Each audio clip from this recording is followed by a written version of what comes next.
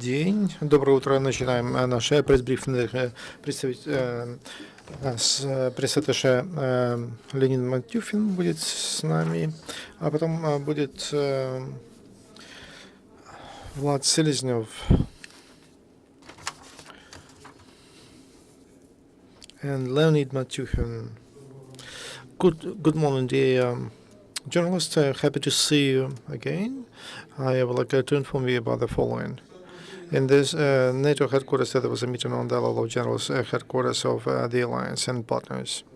The delegation of Ukrainian mission by NATO had meetings with Australia, Great Britain, Greece, Georgia, Canada, Lithuania, Latvia, Poland, the US, and Czech Republic, and during which the parties discussed military assistance to Ukraine and other fields of military cooperation. During the meeting of Military Commission, NATO Middle Commission, in the format of information partners of the mission in Afghanistan, there is support, and they discussed the development of political and security situation, and also plans of further activity of the NATO mission in that country. The first Deputy Minister Ivan Rusnak participated in the meeting of working group on the overview of security and defense of Ukraine, with the participation of the delegation of experts from NATO, headed by the chief of the Department on Planning of Forces, or Department of Defense Policy and Planning, of International Secretariat of NATO, Franco Wander. Participants of the meeting discussed important issues of the development of security sector and defense of Ukraine. The first Deputy Minister of Ukraine underlined that during the overview of security and defense since May last year, the ministry suspended some activities of the state program of reformation and development of armed forces of Ukraine up to 2017. Prepared changes to the strategy of national security of Ukraine, the concepts of development of security and defense sector, and also new edited doctrine and strategic bulletin of Ukraine, defense bulletin of Ukraine.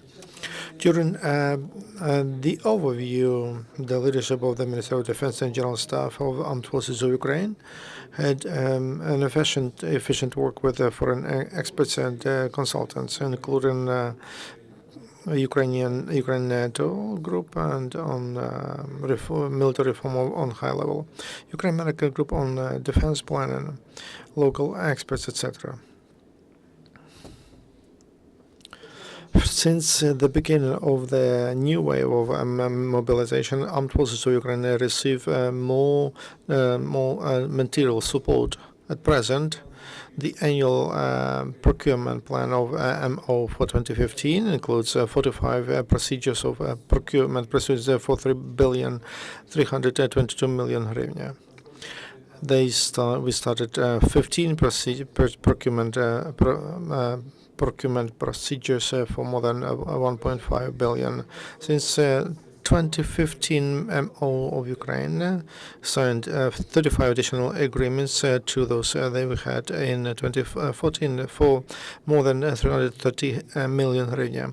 And the troops received products and also support for 71 million hryvnia. In addition to that, MO Ukraine receives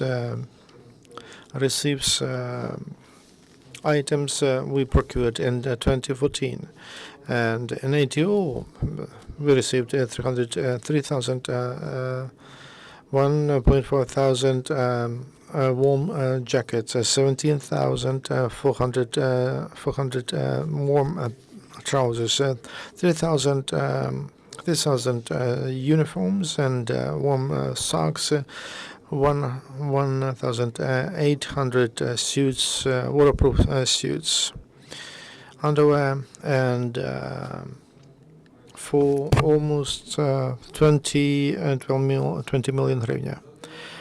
According to the contracts of 2014, Armed Forces of Ukraine additionally will receive more than 10,000 warm jackets, 22,000 22,000 warm trousers, then camouflaged 9,000 of warm sleeping bags, and 2,200 suits, waterproof suits.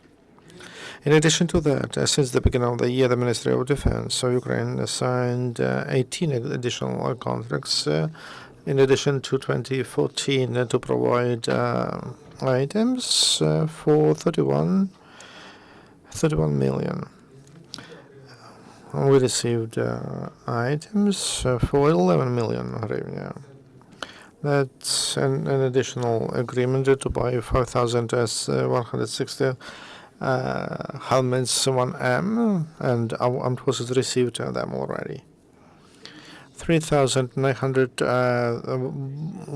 bulletproof jackets, Corsar, and 1,400 field jackets and warm trousers. Since the beginning of 2015, MO Ukraine signed 17 contracts and additional agreements to continue providing services on food, feeding for this year.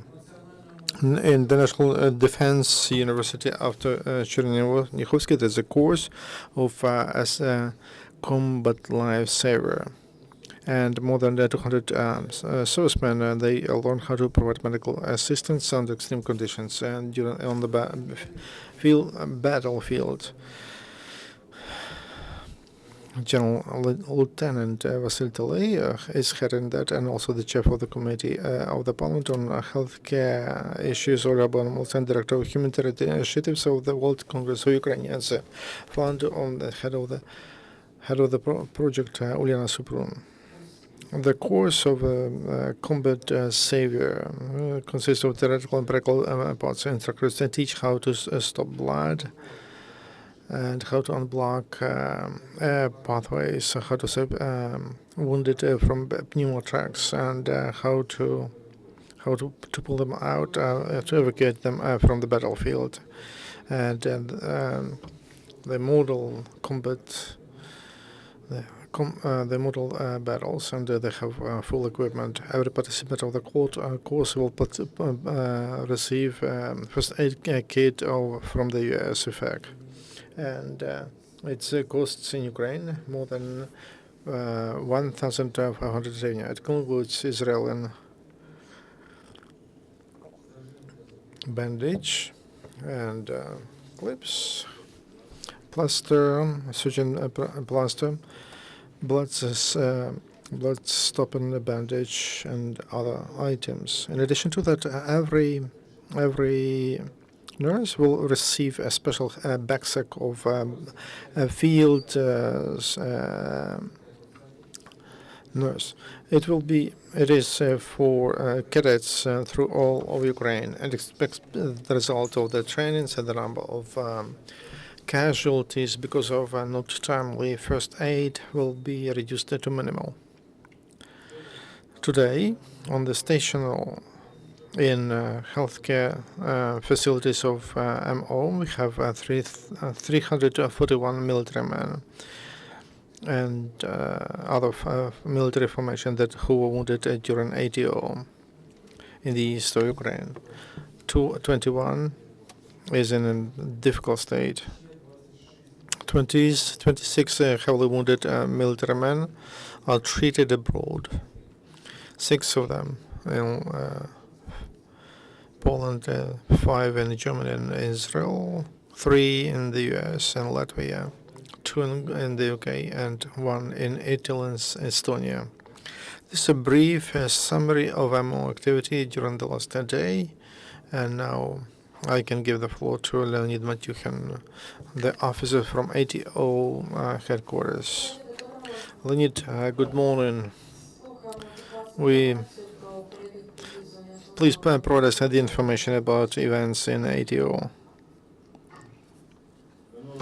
Last day in ATO area was quite tense, and in 3 directions, operational directions, there were battle clashes. But in general, terrorists did 115 shells. They used BM-21 artillery mortars, Peter Kassau, and small arms. The main amount of shells and clashes happened during the day near Mariupol. They were still shooting at 14:15 near Chermolek. The night was relatively calm. Since 18 to 6 o'clock in the morning, they shelled 21 times upon the position of the Ukrainian Armed Forces. They used Grad system and shelled upon Krymsk and Donetsk departments. Using mortars, artillery, and artillery vehicles. They shelled upon Krymsk, Stanitsi, Luhansk, Prashy, Petrivka, Trохizbenka, Opitne, Mariinka, Zolote, Samihirya, Kamenko, Mykolaiivka, Shakhta, Poltavska. During the day, there was one drone was observed over Krymsk. On the territory of Luhansk region, terrorists 8 times they shelled upon settlements and towns and cities. Thank you. Questions? Leonid, I have some questions. There is information that there were 4 hotspots at Donetsk airport and those Debaltsevo, and they were shelling upon Debaltsevo the whole day, and Bakhmutsk highway, and the situation in Mariupol. At present, is there new information about these places? I can say that at Debaltsevo airport, there is shelling there. All the rest of the information I provided on checkpoints, which were under the shell, checkpoint 31 and 29. Yesterday, it was quiet, but it was relatively quiet. And if they shell 20 times, it's relatively cold. We call it relatively silence, but there was shelling, shooting, firing in Debaltsevo and airport. As to the airport, we know that there are some of our soldiers under the remnants of the airport. I cannot give you more information about the airport. Colleagues, do you want to ask any question? Leonid, thank you very much. No questions now, and talk to you tomorrow morning. Take care. Our next briefing will be it's about this issue in ATO area. It will be at 12:13. Thank you very much.